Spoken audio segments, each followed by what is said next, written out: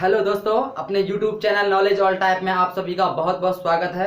आज हम हिंदी की नेक्स्ट वीडियो लेके आए हैं जिसमें नया टॉपिक है जो है हमारा शब्द भेद, मतलब एक तरह से शब्दों के प्रकार। तो चलिए हम स्टार्ट करते हैं।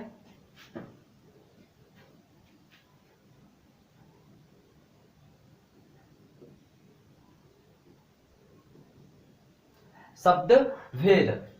तो शब्दों को हमने दो प्रकार से बांटा है। तो हमारे शब्द दो प्रकार से होते हैं, एक होता है सार्थक, एक होता है निरर्थक। तो हम देख लेते हैं कि सार्थक शब्द क्या होते हैं और निरर्थक शब्द क्या होते हैं।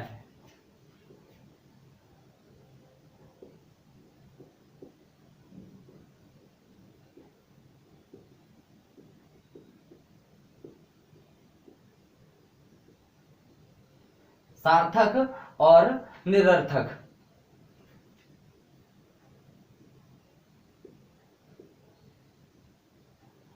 सार्थक और निरर्थक। तो सार्थक शब्द क्या होते हैं? ऐसे शब्द जिनका कोई ना कोई अर्थ हो, तो उनको हम क्या बोलते हैं? सार्थक बोलते हैं। जैसे हमने बोला मैं, तुम, आप, घर, यह, वह, तो जो भी है मतलब उसका कोई ना कोई एक अर्थ होगा, तो उसको हम सार्थक बोलेंगे।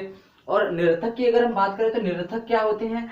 ऐसे शब्द जिनका कोई अर्थ ही ना हो और देखने में थोड़े अटपटे से लगे, तो उनको हम निरर्थक बोलते हैं। जैसे देख लेते हैं,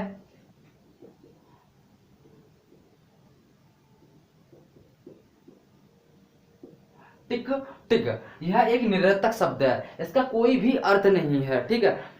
और भी शब्द हैं जैसे धाम, वाना, फटाफट आदि।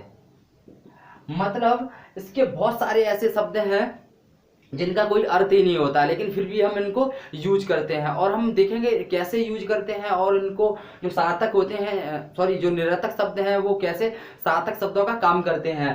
तो हमारा अगला पॉइंट है कि कुछ ऐसे निरर्थक शब्द होते हैं जिनका हम सार्थक शब्दों के साथ प्रयोग करते हैं और काफी आसानी से प्रयोग करते हैं और थोड़े ठीक ठाक भी लगते हैं। जैसे मैंने एक यूज ही कर दिया, जैसे ठीक ठाक। जैसे हमने कहा ठीक और ठाक। अब यह शब्द है, जैसे ठीक तो हमारा एक सार्थक शब्द बन गया और हमारा जो ठाक है वो हमारा निरर्थक शब्द है जिसका कोई अर्थ ही नहीं है, लेकिन फिर भी हम इसको यूज करते हैं। जैसे हमने किसी से कहा, अपने दोस्त से, कि और भाई खाना वाना खा के आया कि नहीं आया, तो मतलब जो हमारा शब्द है खाना एक सार्थक शब्द है, वाना हमारा निरर्थक शब्द है। इसी तरीके से और भी शब्द हैं, जैसे कि हमने कहा कि अपना काम फटाफट करना। सॉरी, ये तो हमारा एक तरह से वाक्य में प्रयोग हो गया, लेकिन हम कुछ शब्दों के ही साथ प्रयोग करते हैं, हम उनकी बात कर रहे हैं इस टाइम। जैसे हमने कहा कि तुम अपना काम धाम देखो, अपना काम धाम देखो, काम धाम,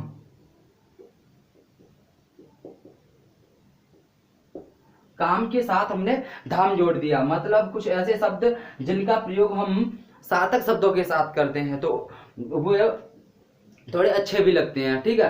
और अगला हमारा पॉइंट है कि कुछ ऐसे निरर्थक शब्द होते हैं जिनका प्रयोग हम वाक्यों में करते हैं और वे सार्थक बन जाते हैं। जैसे कि हमने कहा घड़ी टिक टिक कर रही है, तो वैसे तो हमारा ये एक निरर्थक शब्द था, बट हमने अगर इसको एक वाक्य में प्रयोग कर लिया, जैसे घड़ी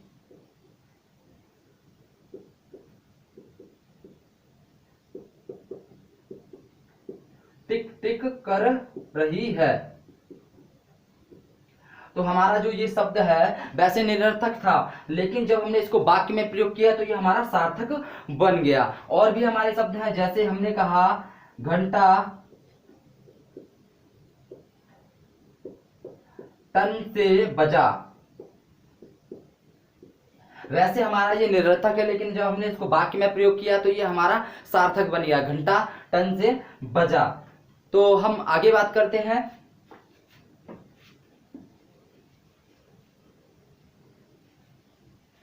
अगर हम आगे बात करें तो जो कुछ हमारे शब्द हैं उनको हमने कई भागों में डिवाइड किया, कई आधारों पे हमने उसको बांटा है। जैसे कि हमारे बनावट के आधार पर हैं, कुछ उत्पत्ति के आधार पर हैं, कुछ अर्थ के आधार पर हैं, कुछ रूपांतर के आधार पर हैं। तो हम इनको अलग अलग तरीके से बांटा है और हम इनको देखेंगे कैसे कैसे बांटा है। ठीक है, कैसे इनका यूज होता है। तो सबसे पहले हम बात करेंगे बनावट के आधार पर शब्द भेद।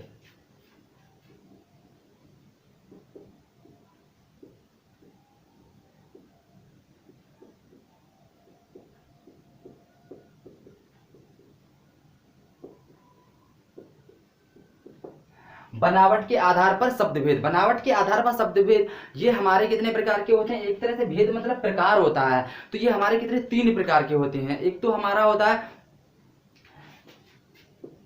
देखो बनावट के आधार पर कितने होते हैं? हमारे 3 प्रकार के होते हैं। एक हमारा होता है रूढ़ी होता है, एक यौगिक होता है, और एक ये होता है योग रूढ़ी। जैसे हमने बात की सबसे पहले रूढ़ी शब्द की, रूढ़ी, दूसरी बात की यौगिक की,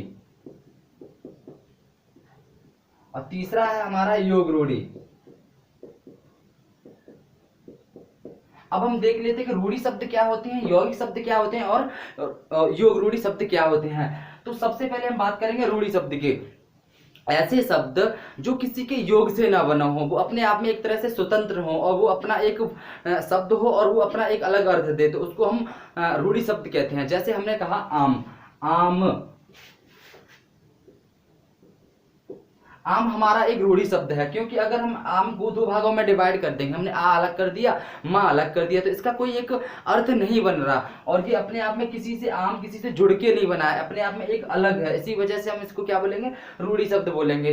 इसमें ज्यादातर जैसे आम है, हाथ है, फलों के अधिकतर नाम आ जाते हैं, और बहुत सारे ऐसे हैं एग्जाम्पल, ठीक है। तो आगे हम बात करते हैं यौगिक शब्द।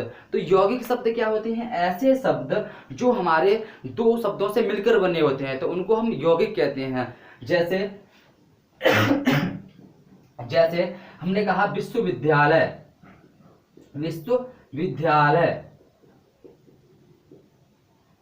यह हमारा एक यौगिक शब्द है, क्योंकि अगर हम इसमें से विश्व को अलग कर दें और विद्यालय को अलग कर दें, तो विद्यालय का एक अलग अर्थ निकला, विद्यालय, और हमारा विश्व का एक अलग अर्थ निकला, तो इन दोनों को मिलाकर हमारा क्या बना है? विश्वविद्यालय। तो इसी तरीके से हमारे जब 2 शब्द इस तरीके से मिलकर बनते हैं, एक शब्द मिलकर, 2 शब्दों से एक शब्द मिलकर बनता है, तो उसको हम यौगिक बोलते हैं। आगे और देख लेते हैं, जैसे हमारा पंचवर्षीय,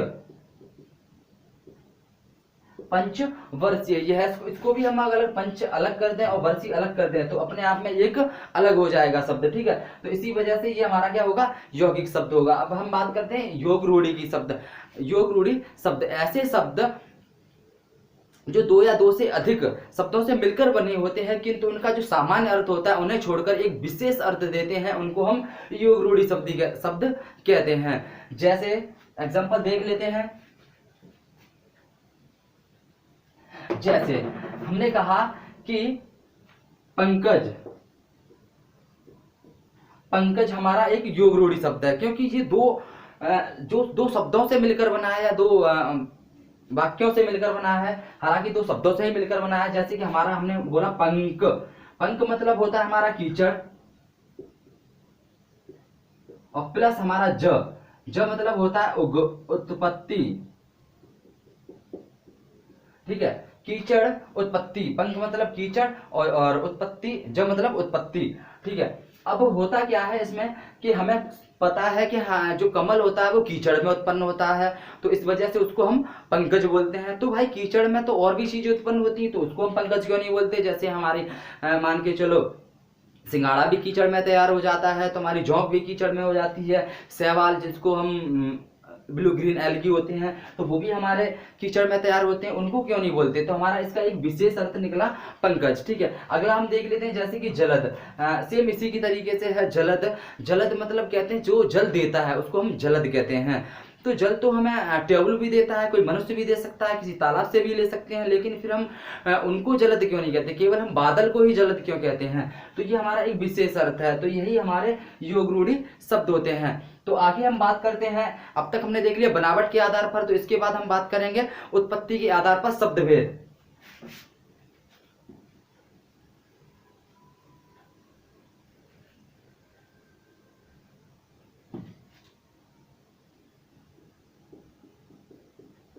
उत्पत्ति के आधार पर शब्द भेद। उत्पत्ति के आधार पर शब्द हमारे 4 प्रकार के होते हैं। वो कौन से होते हैं? एक हमारा होता है तत्सम होता है, एक तद्भव होता है, एक देशज होता है, एक विदेशज होता है। तो इनको भी हम बड़े आसानी से देखेंगे और समझेंगे कि तत्सम, तद्भव और विदेशज विदेशज शब्द होते क्या हैं। तो चलो हम देख लेते हैं।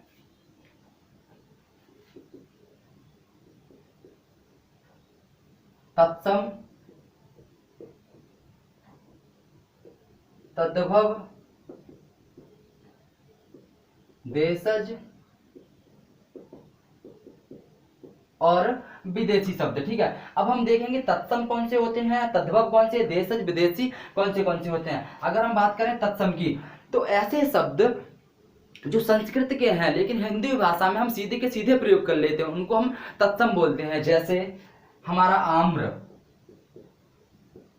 अग्नि, पुष्प आदि बहुत सारे ऐसे वर्ड हैं जिनको हम सीधा का सीधा प्रयोग कर लेते हैं हिंदी भाषा में। तो ये हमारे क्या होते हैं? तत्सम शब्द होते हैं। ठीक है, इसी तरीके से हम तद्भव की बात करें तो तद्भव भी हमारे संस्कृत के शब्द होते हैं लेकिन उनका रूप परिवर्तन हो जाता है, थोड़ी बहुत चेंजिंग करके हम अपनी हिंदी भाषा में प्रयोग करते हैं, तब जाके वो हमारे कहीं तद्भव कहलाते हैं। जैसे अगर हम आम की ही बात करें तो आम को हम क्या बोलते हैं, सॉरी आम्र को अगर हम उठाएं तो आम को क्या बोलेंगे, सॉरी आम्र को हम क्या बोलेंगे? आम बोलेंगे। ठीक है, इसी तरीके से अग्नि को हम आग कह देते हैं, और इसी तरीके से पुष्प को हम फूल कह देते हैं। अगर हमारा हस्त है तो उसको हम हाथ कह देते हैं। तो इसी तरीके से ये हमारे सारे के सारे तद्भव हैं। ठीक है, और अगर हम बात करें तत्सम तद्भव की, तो जब भी हम अगली वीडियो लेके आएंगे तो उसमें जितने भी इंपॉर्टेंट तत्सम तद्भव शब्द होंगे उनके बारे में बात करेंगे, और जो भी एक अच्छी से अच्छी ट्रिक होगी उसको हम लेके आएंगे ताकि हमें बहुत जल्दी से जल्दी याद हो सके। ठीक है।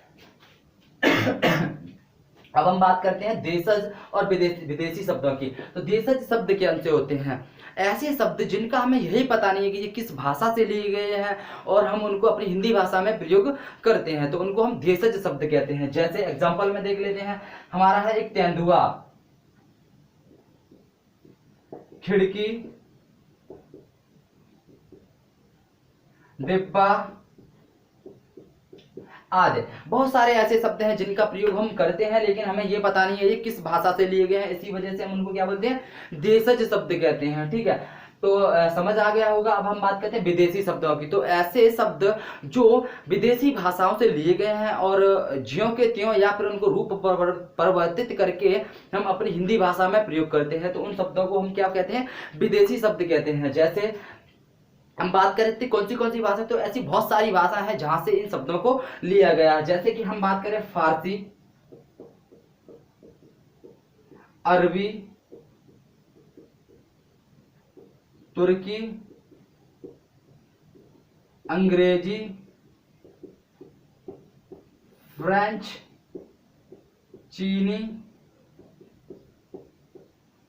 बहुत सारी ऐसी भाषाएं और भी हैं, तो आपकी पुर्तगाली भी है। तो इन शब्दों से, इन भाषाओं से हमारे शब्द लिए गए हैं जिनका प्रयोग हम हिंदी भाषा में करते हैं। सबसे ज्यादा अगर हम बात करें तो फारसी शब्दों का प्रयोग करते हैं, क्योंकि अगर इसकी हम बात करें तो जब हमारा इतिहास में मुगल शासन चल रहा था तो उस टाइम हमारे जितने भी जो भाषाएं बोली जाती है उसमें सबसे ज्यादा फारसी भाषा का प्रयोग करते थे, और उसी के सहारे से हमारे अरबी शब्दों का भी प्रयोग होने लगा। क्योंकि जो व्यापार थे, कुछ तुर्की थे और अरबी थे, तो ये सब हमारे व्यापार करने के माध्यम से आए थे हमारे यहाँ पे। ठीक है, तो उनके माध्यम से काफी शब्द प्रचलन में है। आगे हम बात करें अंग्रेजी शब्दों की, तो अंग्रेजी शब्द भी काफी मात्रा में यूज किए जाते हैं, लेकिन जो अंग्रेजी शब्द हैं वो प्रशासनिक शब्द ज्यादा प्रयोग किए जाते हैं। और कुछ शब्द देख लेते हैं, इनको भी हमने चेंज किया था। जैसे कि दुकान था तो दुकान को आज हम दुकान बोलते हैं। तो इसी तरीके से जैसे हमारे यहाँ पे अंग्रेजी शब्दों की अगर हम बात करें तो पहले इसको हम अंग्रेजी में लालटेन बोलते थे, तो आज हम उनको लैंटर्न बोलते हैं। ठीक है, और ऐसे जैसे वो अंग्रेजी शब्द थे वो अफसर, और आज हमने उनको चेंज करके ऑफिसर बोलने लगे हैं। पहले वो कहते कप्तान, आज हम उनको कैप्टन बोलते हैं। तो थोड़ा सा रूप परिवर्तन किया हमने, और हम कुछ शब्द ऐसे हैं जिनको सीधा सीधा प्रयोग करते हैं, कुछ शब्द ऐसे थोड़ा रूप परिवर्तित करके प्रयोग करते हैं। तो मैं उत्पत्ति के आधार पर भी देख लिया हमने और आपके बनावट के आधार पर देख लिया। अब हम इसके बाद बात करते हैं अर्थ के आधार पर शब्द भेद।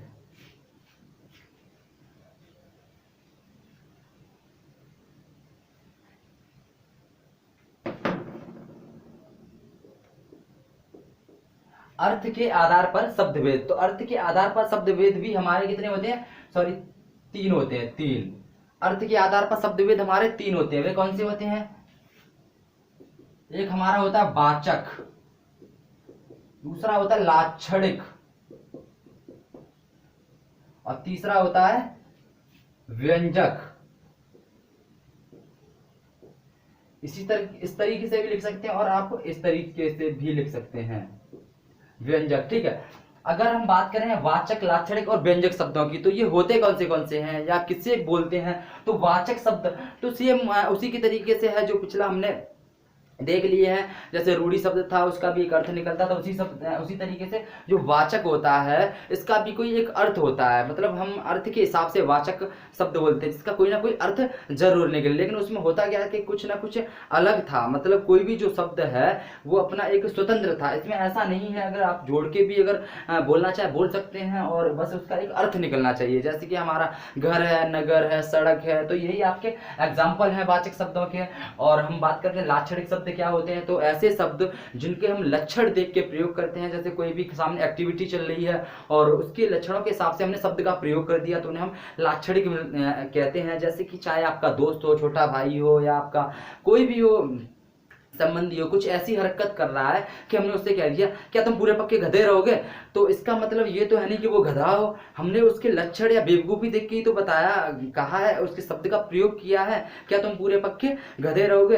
तो इसी तरीके से हम और सारे वर्ड हैं उनको हम लाक्षणिक बोलते हैं। ठीक है, जैसे मैंने एग्जाम्पल बता ही दिया। ठीक है, अगर हम बात करें व्यंजक शब्द, तो व्यंजक शब्द क्या होते हैं? ऐसे शब्द जो ना तो वाचक होते हैं और ना ही लाक्षणिक होते हैं, ये अपने आप में एक विशेष अर्थ देते हैं। ठीक है, जिनको मतलब कहते नहीं है कि गूंगा साने और गूंगा के घर वाले जाने हैं, तो कोडिंग डिकोडिंग से इसमें बात होती है। जैसे कि मैं एग्जांपल में बता देता हूँ कि 2 दोस्त थे और दोनों ही चोर थे और किसी गली में जा रहे हैं और रात बहुत अंधेरी है, तो एक दोस्त बोला भाई रे भाई रात कितनी अंधेरी है। तो यहाँ कहने का मतलब उसका ये है कि वो रात की विशेषता नहीं बता रहा, वो कह रहा है कि रात कितनी अंधेरी है, तो समझ जाना चाहिए कि यहाँ चोरी आसानी से की जा सकती है। तो यही हमारा व्यंजक शब्द है, मतलब कि किसी को हम कुछ बोलें और कुछ तरीके से वो समझे। तो जो उसका कोड जानता होगा एक तरह से तो वो तो समझ जाएगा, और जो नहीं जानता वो नहीं समझ पाएगा। तो यहाँ पर रीजनिंग वाला काम कर रहा है, कोडिंग डिकोडिंग वाला। तो मैंने आपको बता दिया वाचक, लाक्षणिक और व्यंजक, तो हमारे अर्थ के आधार पर भी हो चुका है। अब हमारा लास्ट बचा है रूपांतर के आधार पर शब्द भेद।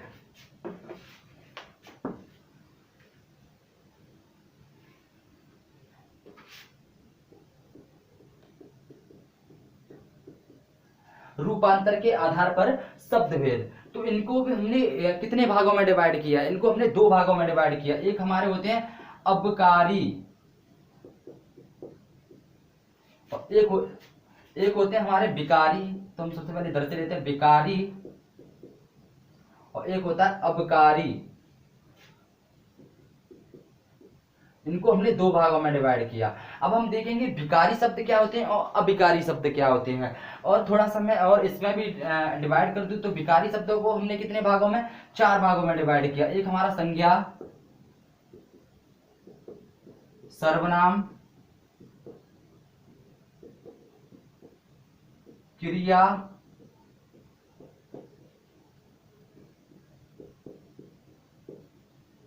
विशेषण।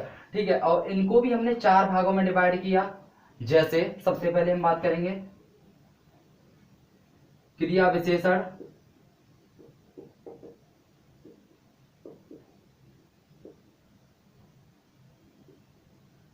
संबंध बोधक,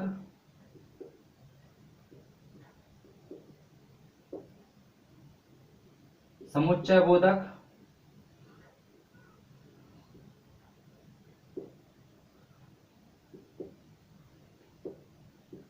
और विस्मय बोधक।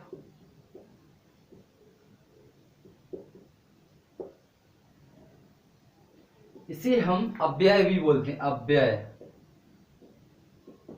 ठीक है, अब हमने ये तो जान लिया कि इनको हमने 2 भागों में डिवाइड किया और इनको हमने 4 भागों में डिवाइड किया। इसको भी हमने 4 भागों में डिवाइड किया। ठीक है, तो अब हम इनके बारे में जानेंगे विकारी शब्द क्या होते हैं और अविकारी शब्द क्या होते हैं।